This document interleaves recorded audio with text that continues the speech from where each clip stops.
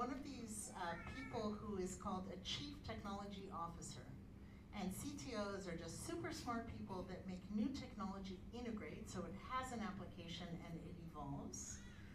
We are super lucky that his company, Carrot, is working with City of Gold Coast to create a virtual power plant.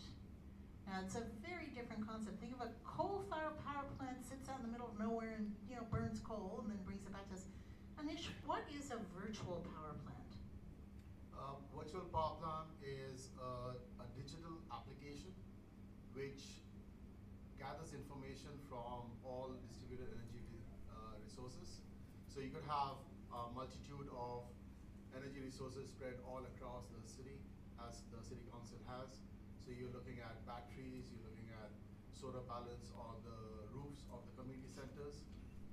What we do is we give them a solution whereby they can envisage all those distributed energy resources in one place. So they can see the complete viewpoint of what their systems are doing, how much energy is being produced, how much energy is being consumed, and how that pattern is constantly shifting throughout the 24-hour period, 7 days a week, 365 days a year. And that is empowering them with the knowledge to make decisions which then change the energy usage pattern and shifts the demands or shifts the consumptions during the day or during the week into the phases where maximum generation is available for them. So instead of pushing that back into the grid, they are consuming it themselves and able to offset that cost of energy. So it is extraordinary that we sometimes get told we're climate skeptics, we're not on the boat, we're this, we're that, but I am told that the single biggest survey in terms of responses ever done by the City of Gold Coast was the survey on climate change. And that there was an overwhelmingly positive response. People acknowledge it is happening, it is real, we need to respond. And Anish, you were saying the city has a net zero strategy and some shorter term goals. How will the VPP play into achieving those goals, and what are they?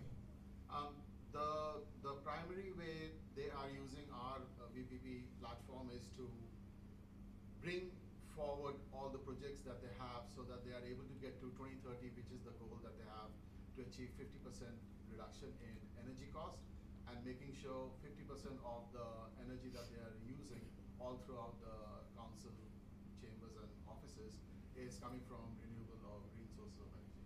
So we're really leading the way, people. This is our city, our electorate generating, and we've got this really amazing software that's here and being that critical part in. Peter, I'm coming to you as, so Peter is with First Choice Solar. They are a local installer. They work with batteries, with solar. They employ around 15 people. They have 5 apprentices, so there's a sign of how quickly this is growing. And you've been here for quite some time in the Gold Coast. What's happened like in the last 5 years or so? What's been changing? Well, what's been changing is, 5 years ago, customers would ask me, should I install a battery? And I'd advise them no then. Because the main driving factor for all of our customers, and even talking over there, is financial. There's probably more people in this audience that it is the green side of it as well, but the driving factor for most of our customers is financial. And 4 or 5 years ago, financially, it did not really stack up to put a battery in. Now, it does. And also, the state governments have worked out that solar is part of the solution now to support the grid. So by funding batteries, help fund batteries, and New South Wales has just announced one now, it will help offset the maximum and peak demands that between 4 and 8 p.m. So it does assist the grid. So now it is a good idea to install batteries, and there is virtual power plants around. There's a retailer that I've just signed up to, and it's funny that some of my customers pushed me. We'd installed solar and batteries. They were more pro it than I was, and then at the stage, and they're on a virtual power plant, which is a company called Amber, and you're buying power at wholesale prices and selling it off your battery in the peak times at even up to $1 or $2 a kilowatt sometimes. So that's, you know, it's making batteries more affordable. And where I see customers often ask me where I see the industry going, like electric vehicles. You know, people might think about electric vehicles how I thought about batteries 4 or 5 years ago, but they're coming on fast and strong, and there is technology already available. We can't use it in Queensland yet, with vehicle to grid. So the idea is assisting the grid, like you'll come and park your car, discharge a battery that you've charged up at work or charged the night before and not used so much of the power.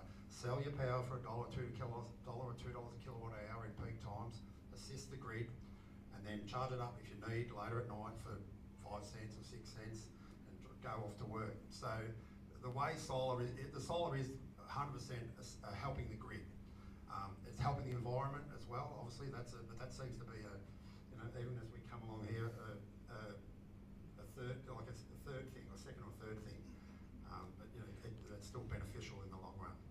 So it's definitely changing from batteries for virtual power plants, electric vehicles, shifting the peak, assisting the grid.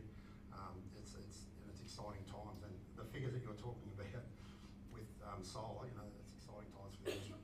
And it seems to me like, remember when we first started trading shares and we had like share platforms and the kids started going, oh, this is a little bit it's risky, but you can make money. This is less risky. This is like beginning to make money by taking an interest in being part of the solution, right? Yeah, that's right. Me and my business partner, we've just signed up to Amber because I don't want to push or sell anything that I don't actually have seen it. We have customers telling us, but we want to see it work and prove it first before we push it too hard on our customers. So yeah, it is it's evolving and it's getting easier. Okay, fantastic. So you've got Carrot doing the VPP for the city and all of our public assets, and then you've got another VPP, Amber, who's doing it for residential, and all of this is happening. So I'm going to introduce Malcolm Edgar, who is someone who lives in Currumbin Eco Village. He and his wife Leah have been instrumental in inspiring McPherson Independent, and I've just really enjoyed getting to know him.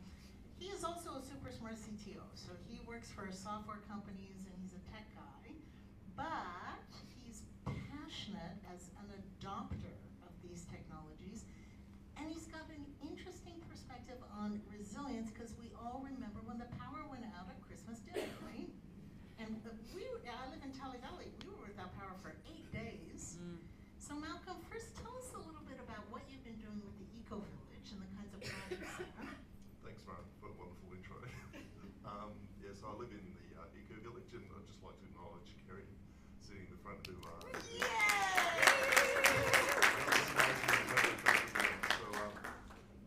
there's an energy group in the Eco Village, and I think Michelle's here, and she's there. So she's a co-collaborator and some other people in there. And what we've got a target is to get the Eco Village facilities to kind of net zero by 2030. So we've gone out and got some state government grants, which has been great. So like we've got about 3 fairly large loads in the village. So we've got like big pool pumps for shared facilities. Hey Mel, I love you deeply, and you need to hold your mic right there.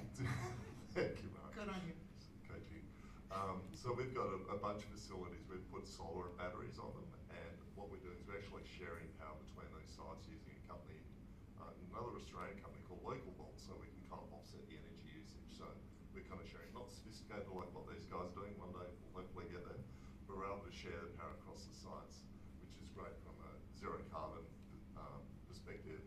But resiliency is also really important, and by having these facilities, we're kind of building kind of resiliency into our community. So we've got a site here, which is part of the RRR, and it's where we have our disaster management centre. So we've got like satellite comms there and got batteries. So if we have a flood or a bushfire or some, like, the whole grid gets completely knocked out like we had at Christmas time, we've got a place where people can come, take their food so it doesn't perish in the fridge, charge their phones, do the things that they need to do. So that's one thing that we're doing there.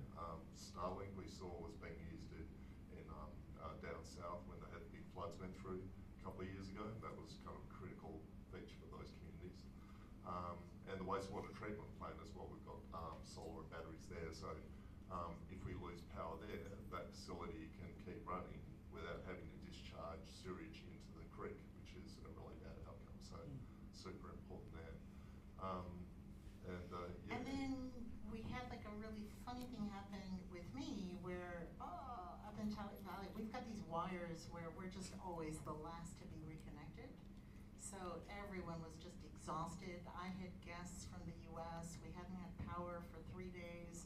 I was walking the dogs, just feeling totally miserable. And Leah and Malcolm were driving up the road in their 2 EVs. And I was like, why are you guys here? And then Mal said, Yeah, so we did we had a car, because we're trying to reach Mara, and we finally got through to, she's got really crappy comms where she is. Telstra. Yeah, Telstra. So we left a car at her place, which we had this BYD Atto 3, and we just parked it there, and we just plugged this into the car. So you probably recognise this from Murray. You lived with it for about 3 or 4 days. And she ran all the way to the house, so she had kids staying from overseas with her, and so she was able to have her fridge running. So their EV kept my house powered up for 4 days without running out of battery, and all of my neighbors were storing like prawns in the fridge, and you know. So when you think about like, that's right. So when you think about like the climate impacts that are coming, right? They're coming. Yeah. The more storms, they're here, they're now. How does this solar mix of technologies and infrastructure, how does it change the game for us? It's super important because like what we're having now, there's just a lot more energy in the atmosphere now as global temperatures increase. Like we saw the flight to Singapore got smashed, got beaten up. We regularly have power lines between South Australia and New South Wales get knocked over. And these are just because we've just got a lot more winds now. And we saw that in Christmas here, where we had brand new concrete poles were pushed over, by tornadoes that ripped through the area. So the great thing about distributed, everybody having solar is like when the grid goes pear-shaped, we can actually look after ourselves. And it helps everybody in the community. It also helps the grid operators because they have more time to actually to focus on the